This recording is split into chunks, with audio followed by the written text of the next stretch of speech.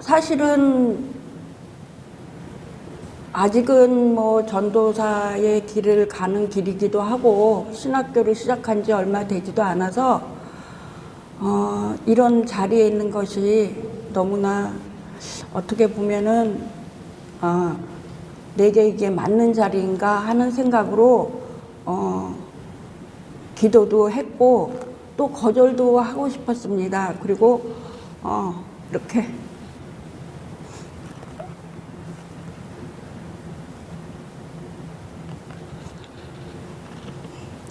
죄송합니다. 말씀을 준비하면서 야곱과 몇 주를 지내는 과정에서 제가 거기서 좀 나와야 되는데 그 마음에 야곱과 사실은 싸웠다고 해도 가언이 알질 정도로 몇 주 동안 제가 그 말씀을 갖고 끙끙 앓면서도 몇 주를 쓰기가 너무나도 힘들었습니다. 이게 왜일까? 내가 아직도 야곱에서 이스라엘이기를 늘 원했던 자인데 아직도 야곱에서 벗어나지 못한 자인가 하는 그런 자괴감도 빠졌고 그냥 뭔지 모르는 그런 두려움 속에서 굉장히 혼돈한 몇 주를 지냈습니다. 그러다 토요일쯤에는 이제 정말 준비를 해야 되기 때문에 이제 집에서 이제 열심히 이제 뭐 쓰기 시작했습니다. 사실 제공곡에서도 말씀드렸다시피 야곱의 열등감이란 그 속에서 알듯이 자기가 갖고 있지 않은 것에 대한 그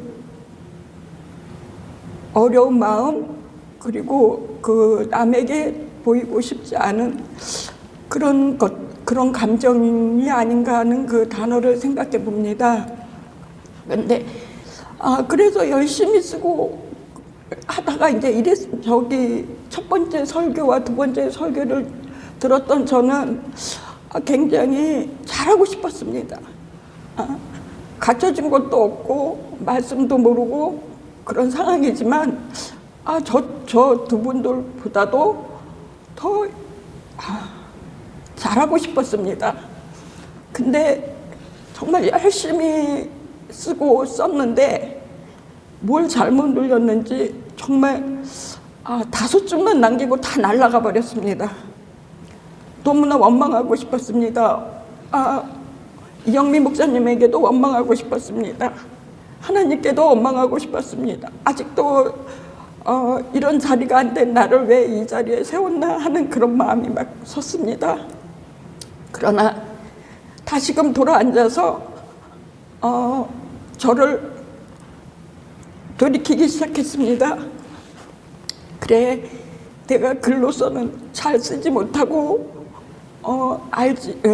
성경에 대해서 깊은 것은 모르지만 야곱의 인생을 우리가 생각하며 야곱을 위로받았던 그것만 전하는 자로서 남겠다. 이래서 여전히 무거운 마음과 정신으로 이 자리에 섰습니다.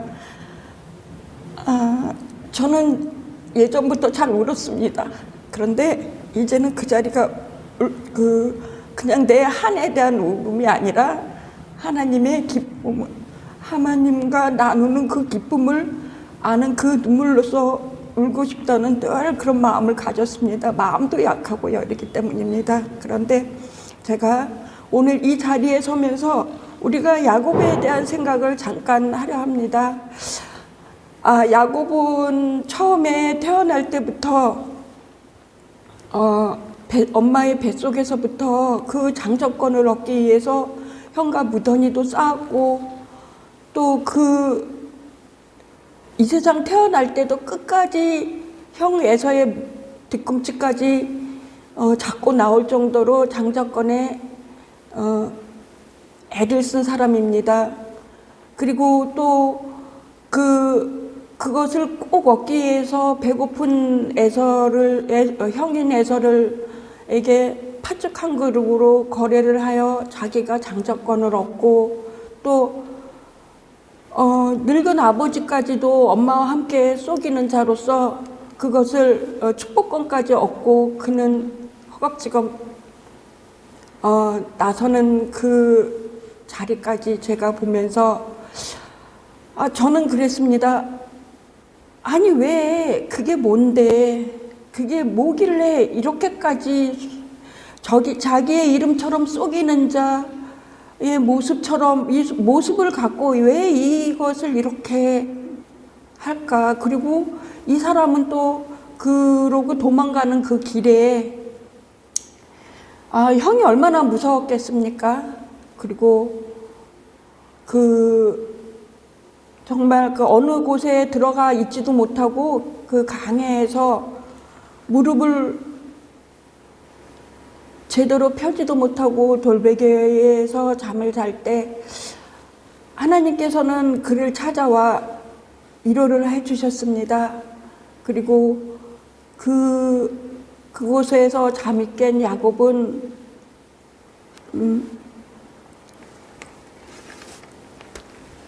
제가 갑자기 또 머리가 하얘집니다. 베델이라는 이름을 갖고 베델이라 이름을 하였습니다. 정말 급하게 외갓집으로 떠난 그 모습에서 그 상황에 어느 길을 정말 아직까지 확실한 자기의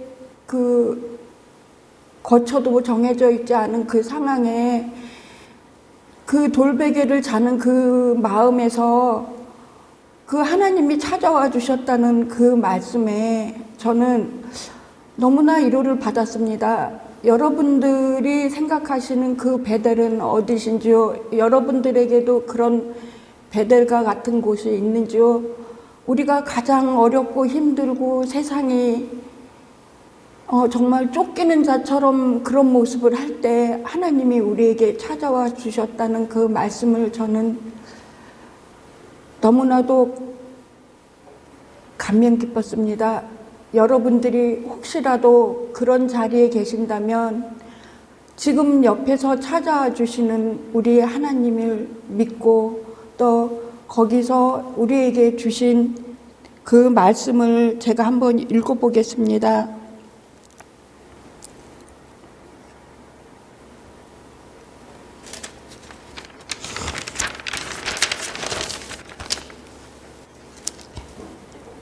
어, 15절인데 창세기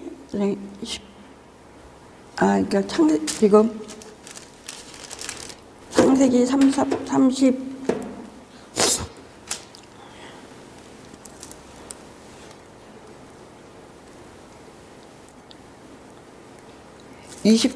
창세기 28장 15절입니다. 내가 너와 함께 내가 어디로 가든지 너를 지키며 너를 이끌어 이 땅으로 돌아오게 할지라 내가 내게 허락한 것을 다 이루기까지 너를 떠나지 아니하리라 하신지라. 이 말씀을 듣고 야곱은 또 형을 피해서 형인 에서를 피해서 외갓집으로 갑니다. 너무나 야곱과 닮은 라반과 20여 년을 지내며 그 안에서 자기가 얻고자 하는 것, 라반이 얻고자 하는 것들을 서로 쏟고 속이면서 그런 생활을 하다가 다시 이제 그 모든 자녀들과 재산을 갖고 형이 있는 그 길을 다시 야곱은 갑니다. 그런데 그 자리가 그 형이 자기를 죽이기까지 한 그 마음을 알기 때문에 얼마나 두려웠겠습니까? 그 야곱은 또 야곱답게 가장 자기는 뒤로 가고 귀한 것일수록 뒤로 가고 또 먼저 재산과 자식들을 앞세워 야곱을 눈치를 보면서 가기 시작했습니다. 그러나 그 야곱에게는 또 얼마나 두려움이 있었겠습니까? 그럴 때 야곱은 혼자 남아 또 하나님께 매달립니다. 하나님께 살려달라고 매달립니다. 우리가 인생을 살면서 정말 죽을지도 모르는 상황, 어려움에 있는 상황, 정말 맞닥뜨리고 싶지 않은 그런 상황이었을 때 정말 우리는 누구를 찾고자 합니까? 우리의 믿음의 사람들은 아마 하나님을 애통하게 찾았을 것입니다. 그런 가운데 하나님은 또 이 야곱에게 찾아와 주셨습니다. 그리고 그날 그 잠든 그 야곱 또 그를 일깨워 하나님과 씨름하는 자로서 열심히 씨름을 하다 그가 져주고 또 야곱은 쩔뚝발이가 되어 에서에게 나서는 상황이 됐습니다. 저는 그 모습을 보면서 저의 거울을 보면서 저의 모습을 봤습니다. 예전에는 참 그래도 한귀여움했던 얼굴인데 지금은 굉장히 경직되고 또 근심이 많은 얼굴로 변해 있는 제 얼굴을 보며 정말 저는 사진을 찍기 싫어합니다. 왜냐하면 그런 것들을 뭐 인생의 그 쓴뿌리라든가 그런 것들을 표현하고 하나님께 매달렸다기보단 내 마음에 두었기 때문에 그 얼굴이 그렇게 남았다고 생각합니다. 그러나 제가 또 여러분들 앞에서 자신 있게 할 수 있었던 것은 그 어려움 속에서도 주님을 놓지 않았습니다. 제가 50여 년 동안 뭐 잃은 것도 있고 얻은 것도 있는데 그래도 가장 잘했다고 생각하는 것이 힘들 때나 어려울 때나 항상 주님 앞에 꿇었던 저의 모습이 어떻게 보면 저에게 위로가 되고 또 그런 저를 보면서 정말 하나님 앞에 나설 때 정말 좀 준비된 자, 또 야곱이 나이 들어 이제 그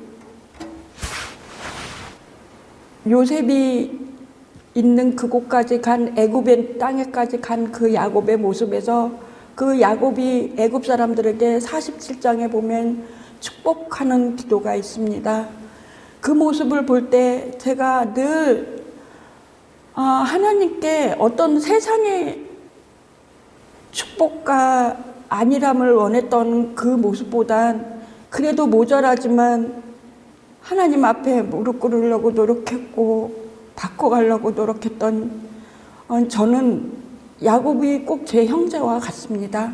그리고 또 그 마음으로 지금도 너무나 갖춰져 있지 않고 부족한 저의 모습이지만 말씀에서 하나님이 그 속이는 자의 그 야곱을 이스라엘까지도 만들어주신 하나님을 믿고 저 또한 이 세상을 살아가면서 제가 그 세상 사람들에게도 세상 사람에게 축복을 나눠줄 수 있는 제가 되기를 늘 서원하고 기도하고 있습니다.